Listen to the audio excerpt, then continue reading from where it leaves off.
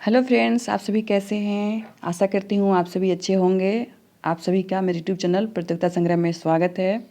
Friends, आज हम लेकर आए हैं मनोविज्ञान के 20 महत्वपूर्ण प्रश्न और ये आपके रीट सीटेट सभी के लिए इम्पोर्टेंट है। कोई भी टीचिंग एग्जाम हो सबके लिए इम्पोर्टेंट है। ओके फ्रेंड्स, शुरुआत करते हैं।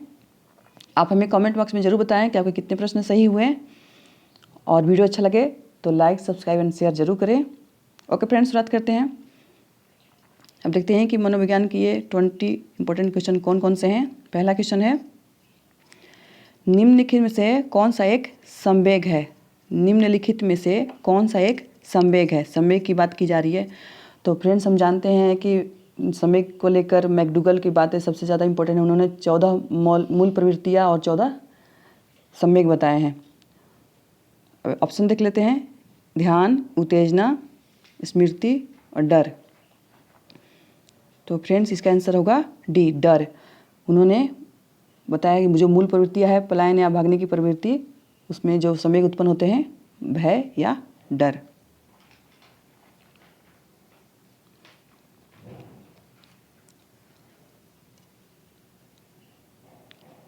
क्वेश्चन नंबर 2 है, कोहलबर्ग के सिद्धांत के योगदान के रूप में निम्नलिखित में से किसे माना जा सकता है। यानी कि कौन सा ऑप्शन सही है जो कोहलबर्ग के सिद्धांत को वर्णन करता है। यह नैतिक तर्क और कार्रवाई के बीच एक स्पष्ट संबंध स्थापित करता है। उनका विश्वास है कि बच्चे नैतिक दार्शनिक हैं। उनके सिद्धांत ने संज्ञानात्मक परिपक्वता और नैतिक परिपक्वता के बीच एक सहयोग का समर्थन किया है। इस सिद्धांत में विस्तृत परीक्षण प्रक्रियाएं हैं। तो इसका ऑप्शन होगा सी। उनके सिद्धांत ने संज्ञानात्मक परिपक्वता और नैतिक परिपक्वता के बीच एक सहयोग का समर्थन किया है। तो इसका आंसर होगा सी। क्वेश्चन नंबर 3 है, बच्चों की प्रतिभाशीलता के बच्चों में प्रतिभाशीलता के कारण हो सकती है। यानी कारण बताना है जिसके कारण बच्चों में प्रतिभाशीलता होती है। सफल माता पिता, एक अनुशासित दिनचर्या, आनुवांशिकता और वातावरण के बीच अंतःक्रिया, एक संसाधन समृद्ध वातावरण।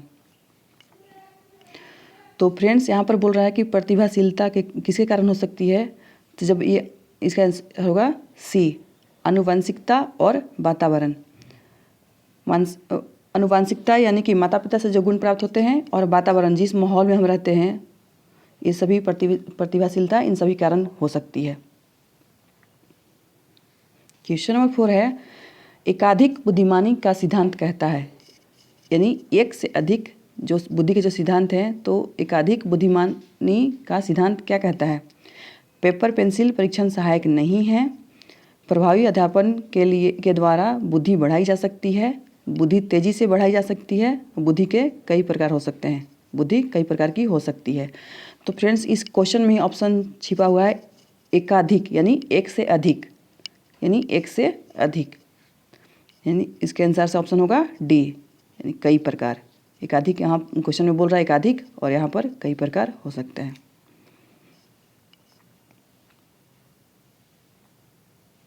क्वेश्चन नंबर 5 है, निम्नलिखित में से कौन सा सतत और व्यापक मूल्यांकन से संबंधित नहीं है। यहाँ CCE की बात की जा रही है। सतत और व्यापक मूल्यांकन के बारे में बोला जा रहा है। क्या बोल रहा है, नहीं है। यह विभिन्न शिक्षा क्षेत्रों में उद्देश्यों की उपलब्धि पर केंद्रित है। यह बच्चों को धीमे, खराब या बुद्धिमान के रूप में चिन्हित करने में उपयोगी होता है। इसे भारत में शिक्षा के अधिकार द्वारा अनिवार्य किया गया है। यह शिक्षण अधिगम प्रक्रिया का एक अंग है। तो फ्रेंड्स, हमने देखा भी कि क्वेश्चन क्या पूछ रहा है CC के बारे में कि सतत और व्यापक मूल्यांकन से संबंधित नहीं है, नहीं पूछ रहा है। इस वर्ड पर ध्यान रखें, नहीं पूछ रहा है। तो यहाँ पर देखते हैं ऑप्शन करने के लिए, यह विभिन्न शिक्षा क्षेत्रों में बच्चों की उपलब्धि पर केंद्रित है। यहाँ पर पॉजिटिविटी है, वहाँ पर पूछ रहा नहीं, और ये यहाँ पर पॉजिटिविटी है, यानी हमें नेगेटिव जो ऑप्शन है उस पर ध्यान देना है। यह बच्चों के धीमे, खराब, बुद्धिमान, यहाँ पर आपने देखा यहाँ पर मिलता है कि चिन्हित करता है, यानी किसी बच्चे को बताता है कि बच्चा दिमाग कमज़ोर है या ख़राब है, धीमे पढ़ता है। तो यहाँ पर नेगेटिविटी ऐसी ही आ रही है ऑप्शन में, तो आप ऐसे टिक कर सकते हैं। और देख लेते हैं, इसे भारत के शिक्षा का अधिकार यानी कि आरटी द्वारा अनिवार्य किया गया, बिल्कुल किया गया है। और यह शिक्षण अधिकार प्रक्रिया का अंग है, बिल्कुल। इसके द्वारा हम अगर सीसी यानी कि सतत और व्यापक मूल्यांकन होते रहता है, तो बच्चे ने क्या सीखा, कितना सीखना बाकी है, कहाँ कमी रह गई है, सबका मूल्यांकन है। और तो ये अधिगम प्रक्रिया का भी अंग है। जब हम अधिगम करवाते हैं बच्चों को, तो ये ज़रूर उसका अंग है। जब अधिगम बच्चे करते हैं तो उस प्रक्रिया को हम देखते हैं कि क्या बच्चे ने क्या सीखा, क्या नहीं सीखा, तो बिल्कुल इम्पोर्टेंट है। तो हमें क्या बोलना है कि नहीं है, तो नहीं इसका आंसर होगा बी। अगर नेगेटिव पूछा है तो हमें नेगेटिव ही आंसर करना है। क्वेश्चन नंबर 6 है, किशोरावस्था में एक बच्चे के उचित विकास हेतु माता पिता तथा शिक्षक निम्नलिखित में से कौन सा कार्य कर सकते हैं। आप देख रहे हैं यहाँ पर किशोरावस्था, किस अवस्था की बात की जा रही है, किशोरावस्था की, 12 से 18 वर्ष। यहाँ पर बच्चे बोल रहे हैं कि उचित विकास के लिए माता पिता द्वारा और शिक्षक द्वारा कौन से कार्य कर सकते हैं। लिंग शिक्षा का उचित ज्ञान देना, उचित वातावरण प्रदान करना, परामर्श तथा मार्गदर्शन सेवा की व्यवस्था करना यदि आवश्यक हो तो, और डी कहता है उपयुक्त सभी। तो फ्रेंड्स इसका ऑप्शन होगा उपयुक्त सभी, क्योंकि एक माता पिता और शिक्षक का कर्तव्य यही बनता है कि आप उचित वातावरण प्रदान करें। उचित वातावरण देंगे तो बच्चे सीख पाएंगे, आप उस माहौल देंगे तो बच्चे सीख पाएंगे। लिंग शिक्षा किशोरावस्था में बहुत ज़रूरी है, वरना बच्चे इधर उधर भटक जाते हैं। और परामर्श और मार्गदर्शन की व्यवस्था करना यदि आवश्यक हो तो, और इसलिए उपयुक्त सभी होगा, यानी कि सभी ऑप्शन पॉजिटिव हैं। तो इसका आंसर होगा ऑप्शन डी। क्वेश्चन नंबर 7 है, बाल्यावस्था के दौरान अपने और तथा दूसरों के नज़रिए में फर्क करने की योग्यता। बाल्यावस्था के दौरान अपने तथा दूसरों के नज़रिए में फर्क करने की योग्यता को दर्शाता है। ऑप्शन है केंद्रस्थ, बी आत्मकेंद्रस्थ, सी जीववाद, डी उपयुक्त में से कोई नहीं। तो यहाँ पर क्या बोल रहा है कि बाल्यावस्था में, बाल्यावस्था का 6 से 12 ये जानते हैं, क्या बोल रहा है कि अपने और दूसरों के नज़रिए।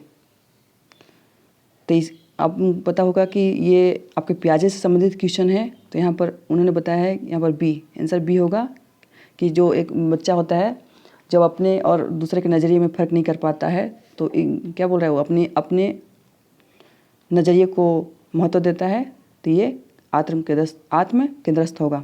जीववाद में क्या होता है, जीववाद में होता है फ्रेंड्स कि बच्चा जो है खिलौने या किसी में जीव को देखता है, यानी कि उसे लगता है कि वो जीवित है, बोलता है कि आप हटो हटो मेरी गाड़ी आ रही है, ऐसे आ रही है, देखो पापा सूरज चल रहा है हमारे साथ। तो जो निर्जीव वस्तुएं है उसमें भी उनको जान दिखती है, तो ये होता है जीववाद।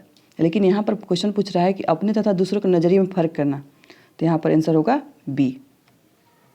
क्वेश्चन नंबर 8 है, निम्नलिखित में से कौन सा सूक्ष्म चलन कौशल का उदाहरण है। निम्नलिखित में से कौन सा सूक्ष्म चलन का उदाहरण है। तो फ्रेंड्स सूक्ष्म चलन आपको ही पता है कि जिसमें उंगलियों का प्रयोग हो, बारीक कार्य हो, जैसे बटन लगाना, लिखना, आपका सुई पकड़ना, कुछ भी मतलब जो जिसमें उंगलियों का प्रयोग हो वो होता है सूक्ष्म चलन। चढ़ना कूदना दौड़ना लिखना, तो चढ़ना कूदना दौड़ना ये नहीं होगा, और लिखना यानी इसमें उंगलियों का प्रयोग हो रहा है, तो ये होते हैं सूक्ष्म चलन कौशल। क्वेश्चन नंबर 9 है, बहुबुद्धि सिद्धांत के जनक। इम्पोर्टेंट, बहुत इंपॉर्टेंट है। इसमें जनक भी पूछ लेता है, या जो उन्होंने प्रकार बताए हैं 8, उसके बाद 9 जो भी प्रकार बताए हैं, तो उससे रिलेटेड कुछ क्वेश्चन पूछ लेता है। तो यहाँ पर सिंपल सा क्वेश्चन पूछा जा रहा है कि बहुबुद्धि सिद्धांत के जनक के बारे में बात की जा रही है। वाइगोत्स्की, ब्रूनर, अल्फ्रेड बिने, गार्डनर। तो इसका आंसर होगा गार्डनर। बाकी देख लेते हैं। वाइगोत्स्की ने सामाजिक अधिगमों के बारे में बताया है, ब्रूनर ने खोज सिद्धांत, और अल्फ्रेड बिने ने बुद्धि से संबंधित सिद्धांत बताए हैं। तो इसका आंसर होगा डी, गार्डनर। क्वेश्चन नंबर 10 है, निम्नलिखित में से किसने सामाजिक रचनावाद दर्शन पर अत्यधिक बल दिया है। यहाँ पर बोला जा रहा है सामाजिक रचनावाद। अभी हमने ऊपर बताया था फ्रेंड्स कि किसने क्या दिया ऑप्शन को देखकर, तो आपको आइडिया लग गया होगा कि इसका आंसर क्या होगा। ए वाइगोत्स्की, बी प्याजे, सी डीबी, डी कोहलबर्ग। तो इसका आंसर होगा सामाजिक रचनावाद वाइगोत्स्की ने इसका दिया है, उन्होंने ZPD सिद्धांत दिए हैं। पियाजे ने संज्ञानात्मक सिद्धांत दिया है। DB आपका प्रजातांत्रिक शिक्षा से संबंधित है और कोहलबर्ग आपकी नैतिक शिक्षा से संबंधित है। तो इसका आंसर होगा वाइगोत्स्की। क्वेश्चन नंबर 11 है शिक्षा का अधिकार अधिनियम यानी कि RT की बात कर रहा है। क्या बोल रहा है? शिक्षा के अधिकार अधिनियम के अंतर्गत निम्नलिखित में से क्या शिक्षक को कार्य नहीं करना चाहिए। फ्रेंड्स इस नहीं पर ध्यान दें। क्या बोल रहा है कि नहीं करना चाहिए, क्या नहीं माने गए हैं। एक शिक्षक द्वारा क्या कार्य है जो नहीं माने गए, यानी कि शिक्षक को क्या नहीं करना चाहिए। ऑप्शन देखते हैं। एक निश्चित समय में पाठ्यक्रम को पूरा करना, बिल्कुल होना चाहिए, शिक्षक को करना चाहिए। शिक्षक को खुद को ट्यूशन में व्यस्त रखना चाहिए, बिल्कुल नहीं। आपका अनुच्छेद 28 कहता है कि शिक्षक आप ट्यूशन नहीं करवा सकते हैं। यहाँ पर क्या बोल रहा है, शिक्षक को खुद को व्यक्तिगत ट्यूशन में व्यस्त रखना चाहिए। ये हमारा नेगेटिव है, इसका आंसर यही होगा। और देख लेते हैं। विद्यालय के लिए नियमितता बनाई रखनी चाहिए तथा समय को पाबंद होना चाहिए, बिल्कुल आपको नियमित रूप से आना है, आपको अनुशासन पालन करना है, समय पर आपको पाठ्यक्रम पूरा करना है। ऑप्शन डी है प्रत्येक बालक की अधिगम क्षमता को समझकर उसकी ज़रूरत के अनुसार उसे अतिरिक्त अनुभव प्रदान करना चाहिए, बिल्कुल। अगर कोई सपोज करो कि कोई बच्चा जल्दी नहीं समझ पा रहा है, कोई देर से समझ रहा है, तो उसको हम मदद करवा सकते हैं, उसे सीखने में अनुभव प्रदान कर सकते हैं, तो ये भी सही है। बट यहाँ पर क्या बोल रहे हैं, ट्यूशन में व्यस्त रखना चाहिए, ये हमारा नेगेटिव है और यही आंसर हमारा है। क्वेश्चन नंबर 12 है अत्यंत निपुणतापूर्ण अधिगम पद्धति जिस पर बंडूरा तथा वाल्टर ने बल दिया। किसने? बंडूरा और वाल्टर ने बल दिया। ऑप्शन देखते हैं। पुरस्कार तथा सजा, निरीक्षण युक्त अधिगम या अनुकरण, स्व वास्तविकीकरण, उपयुक्त में से कोई नहीं। तो बंडूरा ने दिया है सामाजिक अधिगम और ये निरीक्षण और अधिगम या अनुकरण। इसमें क्या होता है कि आपने पढ़ा होगा उस सिद्धांत को कि बेबी डॉल को बच्चे अनुकरण करते हैं, जैसा उन्हें दिखाया जाता है उसके अकॉर्डिंग वो अनुकरण करके वैसे ही फॉलो करते हैं। तो ये बंडूरा से संबंधित है। क्वेश्चन नंबर 13 है NCF 2005 में कला शिक्षा को विद्यालय से जोड़ने का क्या उद्देश्य है। यहाँ पर बोल रहा है कि कला शिक्षा को NCF 2005 के अनुसार कला शिक्षा को विद्यालय से जोड़ने का क्या उद्देश्य है। सांस्कृतिक विरासत की प्रशंसा करना, छात्रों के व्यक्तित्व और मानसिक स्वास्थ्य को विकसित करना, केवल एक, दोनों, A और B दोनों। तो यहाँ पर कला शिक्षा को विद्यालय से जोड़ने का उद्देश्य क्या है, सांस्कृतिक विरासत की प्रशंसा करना भी है और छात्रों के व्यक्तिगत और मानसिक स्वास्थ्य को भी विकसित करना है। क्वेश्चन नंबर 14 है 20वीं शताब्दी का बालक। 20वीं शताब्दी का बालक किस, जो 20वीं शताब्दी का वो है ना, बालक की शताब्दी कहा जाता है, ये परिभाषा किसने दी है, यानी 20वीं शताब्दी को बालक की शताब्दी किसने कहा है। Murray, Adler, crow, Watson. तो फ्रेंड्स मुर्रे ने आपको पता है कि TAT दिया है, क्रो इसका आंसर होगा क्रो। 20वीं शताब्दी को बालक की शताब्दी कहा है और वाटसन ने व्यवहारिक सिद्धांत दिया है। क्वेश्चन नंबर 15 है कौन सा क्षेत्र ब्लूम के वर्गीकरण में नामित नहीं है। क्या बोल रहा है, कौन सा क्षेत्र है जो ब्लूम के वर्गीकरण के अंतर्गत नहीं आता है। संज्ञानात्मक, क्रियात्मक, भावात्मक या प्रेरणात्मक। तो इसका आंसर आपने बहुत अच्छे से पढ़ा होगा फ्रेंड्स कि ब्लूम ने 3 क्षेत्र बताए हैं, संज्ञानात्मक, भावात्मक और क्रियात्मक। उन तीनों क्षेत्र के भी विस्तृत वर्णन किया है, तो इसमें नहीं पूछा जा रहा है। तो संज्ञानात्मक है, क्रियात्मक है और भावात्मक भी है, लेकिन प्रेरणात्मक उन्होंने ऐसा कोई वर्ड नहीं यूज किया है। क्वेश्चन नंबर 16 है एक बच्चा जो कि एक विशेषता जैसे मौखिक क्षमता में उच्च, निम्न या बाद की उम्र में भी होगी, यह जो बयान है किस पर जोर देता है। क्या बोल रहा है, जो एक बच्चे में क्या है, विशेषता है जो उच्च, निम्न। एक बच्चा की क्या विशेषता है, जैसे मौखिक क्षमता है जो उच्च या निम्न है। कहने का मतलब कि पहले जो उच्च है फिर बाद में अगर जैसे पहले उच्च है तो उच्च है, निम्न है तो निम्न है। तो ये बयान जो है किस पर महत्व देता है, किसके महत्व पर जोर देता है। प्रारंभिक अनुभव, वातावरण,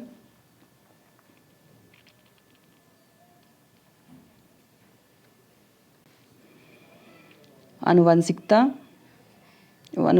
तथा वातावरण दोनों। तो यहाँ पर क्या बोल रहा है कि एक जो विशेषता है, ऊंच है तो ऊंच है, जैसे ऊंच पहले ऊंच है तो बाद में भी ऊंच रहेगा, निम्न है तो बाद में भी निम्न रहेगा। तो ये जो बयान है किस पर जोर देता है? प्रारंभिक अनुभव, वातावरण, आनुवंशिकता तथा वातावरण दोनों।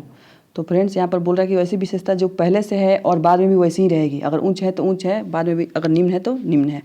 तो इसका जो है आनुवंशिकता, यानी कि जो जन्म से ही प्राप्त हुआ है, जो जन्म से ही प्रदान है उस बच्चे को, तो बाद में भी बिल्कुल वैसा ही रहेगा।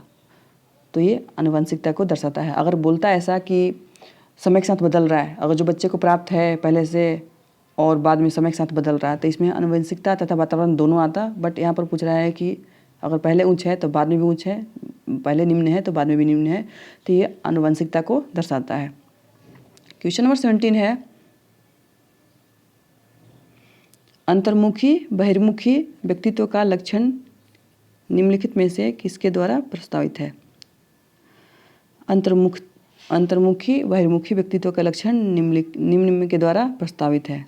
Hence Eysenck, RB Cattell, Gordon Allport या कार्ल रोजर्स।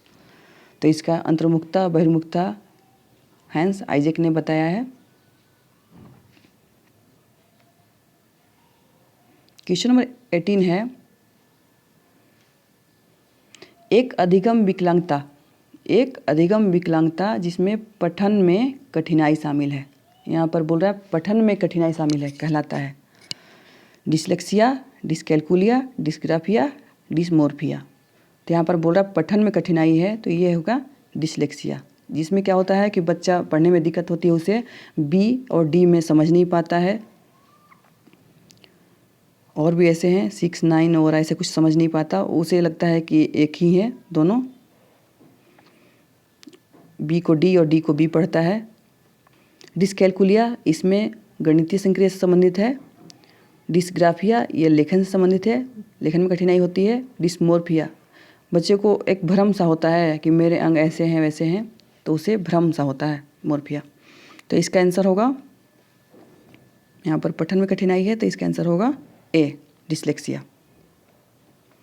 क्वेश्चन नंबर 19 है, मनोविश्लेषण का मानना है, किस मनोविश्लेषण का मानना है कि एक प्राथमिक साधन जिसके द्वारा ईड पर छद रहता है, कहलाता है। यानी कि मनोविश्लेषण का मानना है कि एक प्राथमिक साधन है जिसके द्वारा जो ईगो है वो ईड पर आच्छादित रहता है, कहलाता है सुपर ईगो, आमोद सिद्धांत, द्वंद्व या दबाव। तो यहाँ पर आंसर होगा दबाव। क्वेश्चन नंबर 20 है, निम्न में से कौन सा एक योगात्मक मूल्यांकन से संबंधित है? यानी कि समेटिव असेसमेंट से संबंधित बोल रहा है। अध्यापक और छात्र के प्रगति के बारे में निरंतर तथा तत्काल प्राप्त करना, तत्काल पुष्टि होगा, प्रतिपुष्टि प्रदान करना। शिक्षा सामग्री के आणविक विश्लेषण पर केंद्रित, शिक्षार्थी की उपलब्धि का लगातार व्यवस्थित आकलन, सत्र के अंत में विद्यार्थी के प्रदर्शन पर अंतिम आकलन। तो फ्रेंड्स, मूल्यांकन है जो दो तरह के होते हैं, एक होता है फॉर्मेटिव और एक होता है सबमेटिव। सबमेटिव में और फॉर्मेटिव में क्या होता है? तो फॉर्मेटिव में क्या होता है कि आपको डे टू डे होता है, डे टू डे लाइफ में आप उसका मूल्यांकन हमेशा करते हैं, चाहे मौखिक रूप से हो या लिखित रूप से हो या निरीक्षण करके हो, आप उसे डे टू डे लाइफ में उसका मूल्यांकन कर रहे हैं, वो तो होता है फॉर्मेटिव। और सबमेटिव में होता है कि जो परीक्षा के अंत में जैसे आपका हाफ ईयरली हुआ एग्ज़ाम हुआ, जैसे हाफ ईयरली हुआ, फाइनल एग्ज़ाम हुआ, तो उसके अंत में उसका निरीक्षण किया जाता है, आकलन किया जाता है, तो होता है सबमेटिव यानी योगात्मक मूल्यांकन। तो इसका आंसर होगा सत्र के अंत में विद्यार्थी के प्रदर्शन पर अंतिम आकलन। बाकी देख लेते हैं, अध्यापक और छात्र के प्रगति के बारे में निरंतर। यहाँ पर अध्यापक और छात्र के प्रगति के बारे में निरंतर, अगर निरंतर से ही आपने पता लगा लिया होगा कि ये फॉर्मेटिव का है और तत्काल प्रतिपुष्टि प्रदान करता है इसके अंतर्गत, तो ये फॉर्मेटिव में होता है। और शिक्षार्थी की उपलब्धि का लगातार यानी ये भी फॉर्मेटिव की बात कर रहा है, बट यहाँ पर अंतिम सत्र के अंत में जो होते हैं एग्ज़ाम, तो उसके बारे में बात कर रहा है। तो ये योगात्मक मूल्यांकन यानी समेटिव असेसमेंट से संबंधित है। तो इसका आंसर होगा डी। ओके फ्रेंड्स, हमने 20 क्वेश्चन कंप्लीट कर लिए हैं। आई होप आपको पसंद आया होगा। अगर वीडियो पसंद आए तो लाइक, सब्सक्राइब एंड शेयर करें। Thank you friends.